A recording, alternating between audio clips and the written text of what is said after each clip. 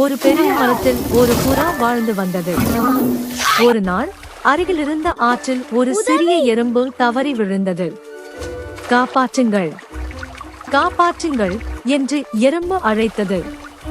அதை பார்த்த புறா ஒரு பச்சை இலையை ஆற்றில் போட்டது.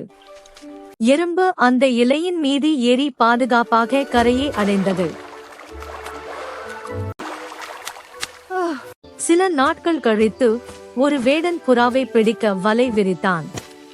இதை பார்த்த எறும்பு வேடனின் காலில் பலமாக கடித்தது. ஆ என்று வேடன் வலியால் துள்ளினான். அதற்குள் புறா பறந்து தப்பித்தது. புறா எறும்பை பார்த்து நன்றி நண்பனே என்றது. எறும்பு சிரித்துக்கொண்டு நீ செய்த உதவியை நான் மறக்கவில்லை என்றது. நீதி: நாம் செய்யும் நல்ல உதவி ஒரு நாள் நமக்கே நன்மையாக திரும்பி வரும்.